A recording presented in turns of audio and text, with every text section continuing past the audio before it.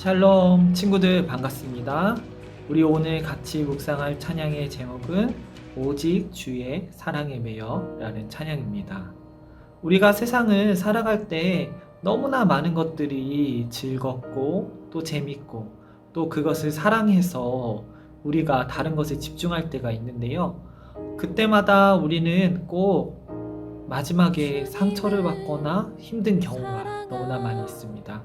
세상이 영원하지 않은 것에 소망을 뒀을 때 우리는 큰 좌절을 맛보게 됩니다.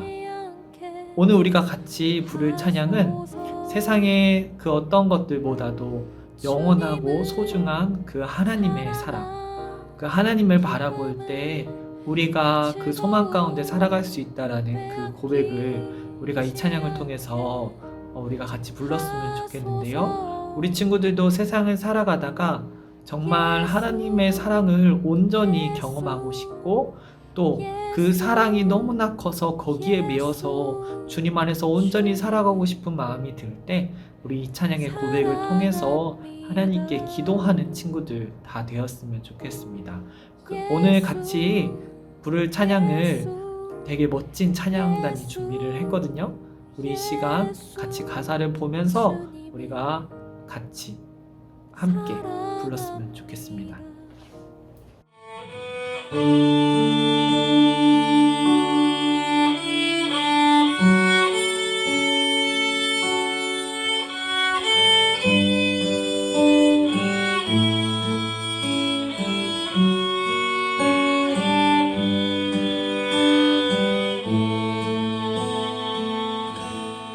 오직 주의 사랑에 매여 내 영 기뻐 노래합니다. 이 소망의 언덕 기쁨의 땅에서 주께 사랑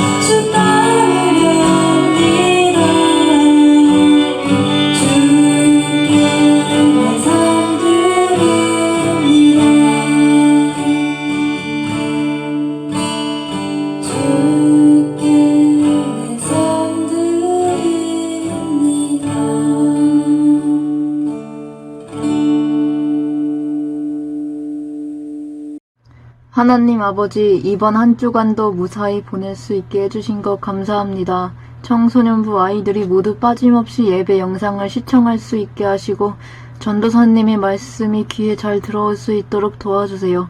코로나가 끝나는 때까지 청소년부 아이들과 그 주변 사람들을 안전하게 지켜주세요.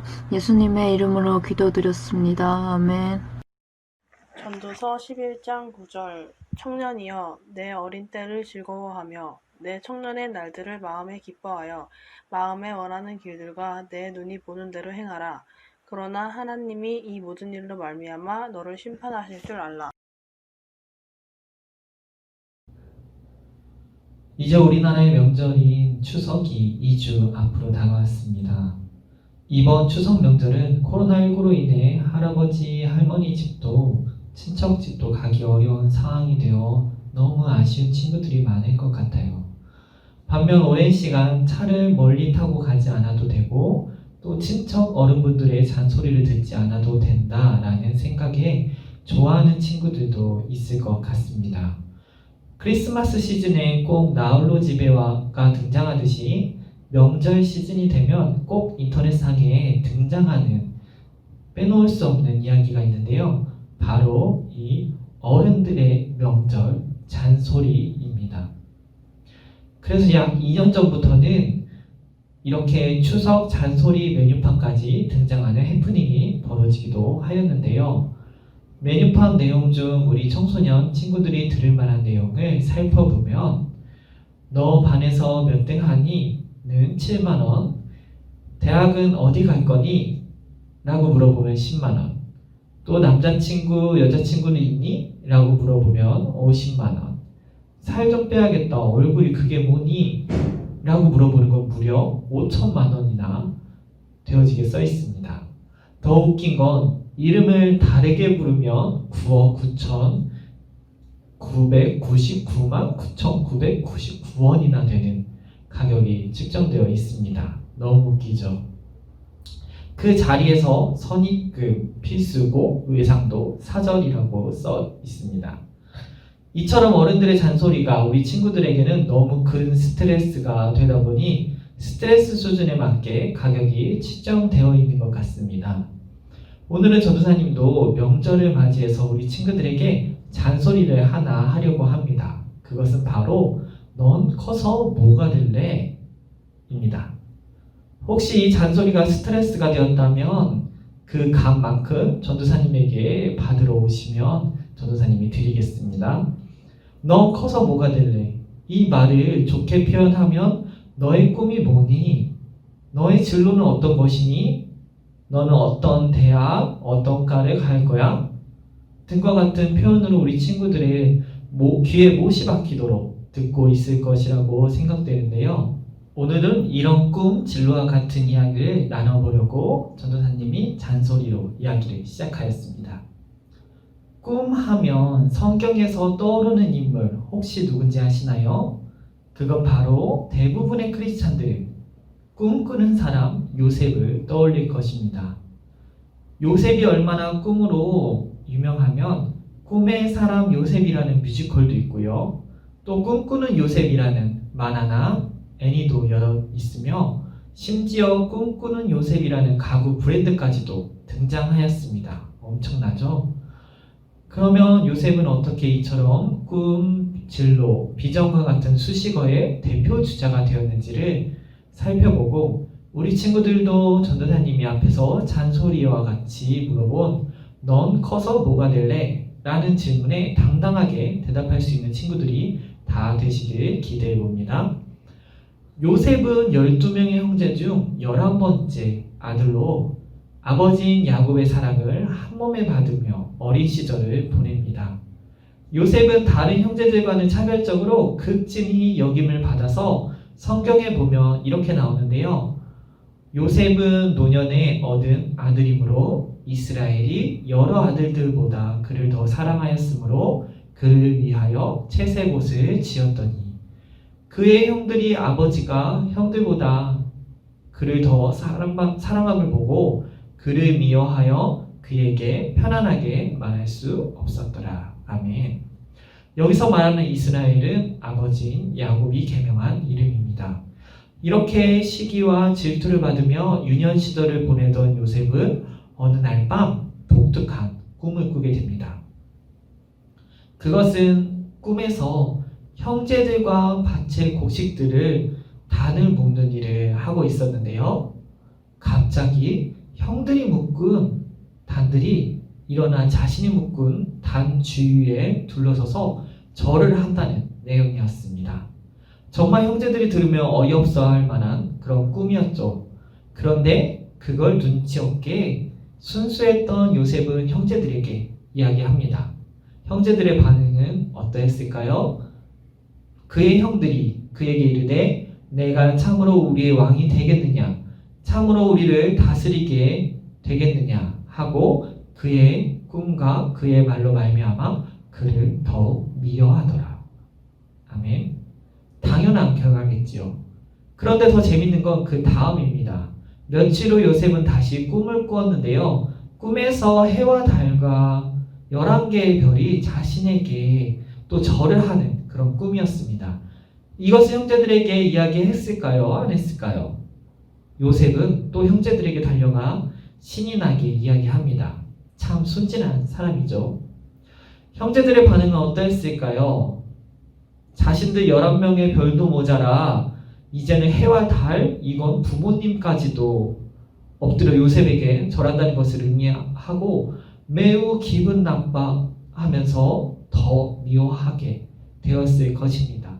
그렇게 형제들의 미움을 독차지하던 요셉은 결국 커서 어떻게 되었을까요? 이후 요셉의 형제들은 그를 아버지 몰래 애굽이라는 다른 나라의 종으로 팔게 됩니다. 그래서 종으로 살던 요셉은 하나님의 은혜로 결국은 그 애굽이라는 큰 나라에서 왕 다음으로 높은 총리의 자리에 오르게 됩니다. 요셉이 청년으로 성장하였을 때 모든 땅에 기근이 극심하여 먹을 것이 없게 되었고 그때 요셉의 형제들은 애굽에 곡식이 많다는 이야기를 듣고 곡식을 얻기 위해 애굽에 와서 곡식을 관리하는 총리였던 바로 그 요셉의 앞에서 무릎을 꿇게 됩니다. 그것이 바로 요셉의 꿈이 이루어지게 되는 결정적인 장면입니다. 요셉이 어린 시절 꿈을 꾼 것과 같이 형제들이 요셉을 몰라본 채 요셉의 앞에서 절을 하게 된 것입니다. 참 신기하죠. 그렇게 요셉은 꿈을 이루고 가족 모두를 애굽으로 데려와서 같이 행복하게 살게 되었답니다. 이게 바로 꿈꾸는 요셉의 이야기입니다. 동화와 같이 가슴 따뜻하고 행복한 마무리로 끝을 맺는데요. 자, 그렇다면 이제 진짜 요셉이 어떻게 꿈을 이뤄갈 수 있었는지에 대해서 포인트를 찾아보도록 합시다. 요셉이 꿈을 꾸던 시기는 성경에서 17세라고 나옵니다. 딱 우리 친구들 나이와 같습니다. 그럼 그 청소년기를 겪고 있는 요셉에게 전도사님이 찾아가서 잔소리를 하면서 넌 커서 뭐가 될래? 라고 물으면 요셉은 어떤 대답을 했을까요? 네, 저는 나중에 커서 옆 나라인 애굽으로 가서 왕 다음으로 가장 높은 총리의 자리에 오를 거예요. 라고 대답하였을까요? 그렇게 말했다면 요셉은 꿈꾸는 요셉이 아니라 예언자, 점쟁이 요셉이 되었을 것입니다. 요셉은 자신이 총리가 될 것이라고는 상상도 못했을 것입니다. 왜냐하면 그 당시 요셉은 단순하게 양을 치는 목동이었거든요. 그리고 총리라는 자리엔 관심도 없었고 애국까지 가서 살 것은 더더욱 생각도 못했을 것입니다. 그렇다면 형제들이 말했던 것처럼 요셉이 저는 커서 형제들과 부모님이 제 앞에 무릎을 꿇게 하는 사람이 될 거예요 라고 대답하였다면 그는 사이코패스와 같은 그런 사람이 되었을 것입니다. 그러면 요셉은 자신의 꿈을 어떻게 이뤄나갈 수 있었을까요? 그것은 요셉에게 꿈이 없었기 때문이다 라고 말하고 싶습니다. 다시 말해서 요셉은 꿈을 이루는 데는 큰 마음이나 힘을 들이지 않았고 그것이 곧 그의 꿈을 이루게 되는 결정적인 요소가 되었다는 것입니다. 요셉의 꿈은 해와 달과 별이 모두 자신에게 절하는 어쩌면 정말 크고 높은 꿈이었을 거고 그것을 이루기 위해 열심히 노력해왔다면 요셉은 어쩌면 아무것도 아닌 사람이 되었을 것입니다. 우리 친구들도 혹시 지금 엄청나게 위대하고 높고 대단한 꿈을 가지고 있나요? 아니면 그런 꿈을 가지라고 주변에서 이야기를 듣고 있진 않나요? 그렇다면 얼른 그 꿈을 버리라고 전도사님은 이야기해주고 싶습니다. 그것은 그저 욕심을 포장한 허황된 망상이지 결국 하나님이 주신 꿈이 아닐 수 있습니다. 아니 그보다 그런 높은 꿈은 결국 친구들에게 좌절과 무기력감을 맛보게 하여서 결국 더 소중한 것들을 잃어버리는 상황으로 길을 인도할 것입니다. 요셉이 만약 그런 위대한 꿈을 바라보고 나아가는 사람이었다면 어떻게 되었을까요? 한번 생각해 볼까요? 요셉은 집에서는 그래도 아버지의 사랑을 한 몸에 받으며 혼자 색동옷도 입고 나름 큰 꿈을 이뤄나가며 그런 과정에 별탈 없이 가고 있다고 생각했을 수 있습니다. 하지만 그가 아버지의 심부름으로 형제들에게 갔을 땐 어떻게 되었나요? 졸지의 형제들이 애굽 상인에게 팔아버려서 종의 신분으로 하락하게 됩니다. 늘 사랑만 받던 아들에서 종으로 살아간다는 건 엄청난 시련이었을 것입니다. 거기에다가 그런 큰 꿈을 꾸고 있었다면 더 큰 좌절이 되었을 것입니다. 그래도 그 안에서 열심히 포기하지 않고 살아가면 분명 큰 꿈을 이루는 날이 올 것이라고 다짐하고 더욱더 열심히 했다고 칩시다. 그렇게 열심히 하면 요셉에게 더 밝은 미래가 기다렸을까요? 아니요.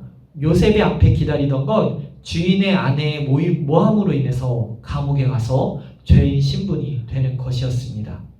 열심히 자신의 꿈을 향해 힘차게 살아도 감옥에서 죄인 취급을 받는 그의 마음은 어땠을까요? 감옥에 있던 죄인이 어떻게 노력해야 그 나라의 총리가 될 수 있을까요? 감옥에서 열심히 토익 공부를 하면, 감옥에서 국영수사관을 열심히 공부하면 사실 그런 방법은 존재하지도 않고 또 현실적으로는 불가능한 도전이기에 결국 좌절과 무기력감이 밀려올 것입니다. 요즘 청소년들의 모습을 보면 이런 부분이 참 안타까운 것 같습니다. 세상이나 어른들은 청소년들에게 자꾸 큰 꿈을 가져라, 진로를 선택해라, 너가 하고 싶은 걸 해, 할 수 있는 건 많은데 왜 안 하니? 이런 이야기로 하여금 결국 우리 아이들은 원하는 걸 찾지도 못한 상태로 허황된 꿈을 억지로 가지거나 그렇지 못하면 아무것도 못하는 사람이 되어버리는 슬픈 모습을 보게 됩니다. 내가 하고 싶은 게 무엇인지도 모르는데 하고 싶은 걸 하라고 강요하는 건 어쩌면 하고 싶은 걸 하지 못하게 하는 강요보다 더 나쁘고 더 슬픈 일일지 모른다는 생각이 들었습니다. 그럼 우리는 어떤 자세로 꿈과 진로를 대해야 할까요? 요셉은 자신이 아버지의 총애를 받는 아들이었든 누군가의 종이었든 감옥에 갇힌 죄인이었든 왕 앞에 선 죄인의 신분이었든 어떠한 상황 가운데도 한 가지를 잃지 않고 살아가는 모습을 보입니다. 그것은 바로 하나님과 함께하는 삶입니다. 창세기 39장 말씀을 보면 요셉이 종이 되었을 때의 모습이 나옵니다. 여호와께서 요셉과 함께 하심으로 그가 형통한 자가 되었다고 나오고요. 그리고 감옥에 갔을 때 39장 말씀을 보면 여호와께서 요셉과 함께 하시고 그에게 인자를 더하사 간수장에게 은혜를 받게 하시매 라고 말씀에 나와 있습니다. 또 바로 왕 앞에선 요셉의 모습은 창세기 41장 말씀을 보면 이렇게 나오는데요. 바로가 그의 신하들에게 이르되 이와 같이 하나님의 영에 감동된 사람을 우리가 어찌 찾을 수 있으리요 하고 요셉에게 이르되 하나님이 이 모든 것을 내게 보이셨으니 너와 같이 명철하고 지혜 있는 자가 없도다. 아멘. 우리 친구들도 이런 사람이 되었으면 좋겠습니다. 세상에 허황된 꿈을 꾸기보다는 내가 지금 현재 하나님과 함께하는 삶을 사는가? 여기에 집중하면 분명 하나님은 우리 친구들을 하나님이 창조하신 목적에 따라 알맞은 진로 가운데 나아가게 하실 것입니다. 하나님과 함께하는 삶을 산다는 건 매우 다양한 의미와 방법이 있지만 오늘 전도사님은 이 전도서 말씀을 친구들에게 전하고 마무리하고 싶습니다.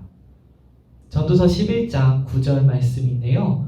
청년이여 내 어린 때를 즐거워하며 내 청년의 날들을 마음에 기뻐하여 마음에 원하는 길들과 내 눈이 보는 대로 행하라.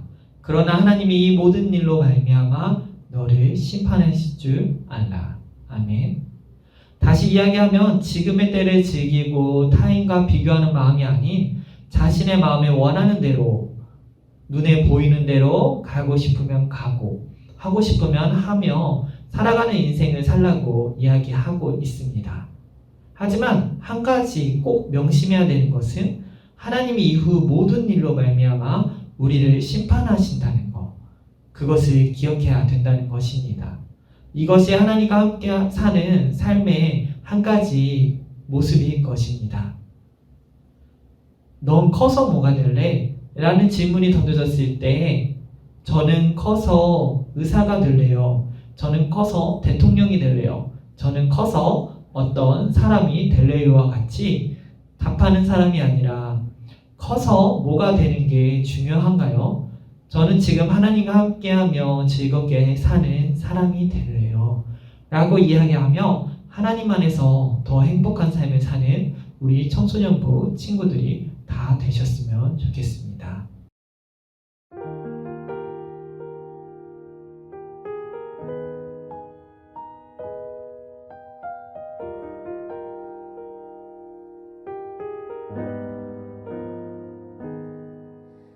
나의 모습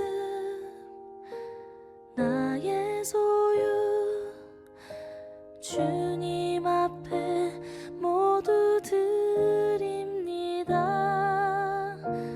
모든 아픔 모든 기쁨 내 모든 눈물 받아주소서. 나의 생명을 드리니 주 영광 위하여 사용하옵소서. 내가 사는 날 동안에 주를 찬양하며 기쁨의 제물 되리. 나를 받아주소서.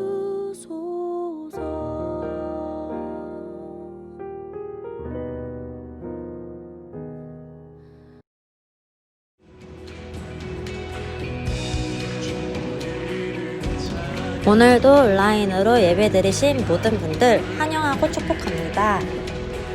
온라인 예배는 매주 주일 11시에 드려집니다. 정성을 다하는 예배되기 위해 꼭 시간을 구별하여 온라인 예배를 드립시다. 다음 주 예배위원 기도는 김아리 선생님, 말씀 봉독은 서한이 청소년입니다. 전도사님 카톡으로 수요일까지 영상을 촬영하여 보내주시면 됩니다.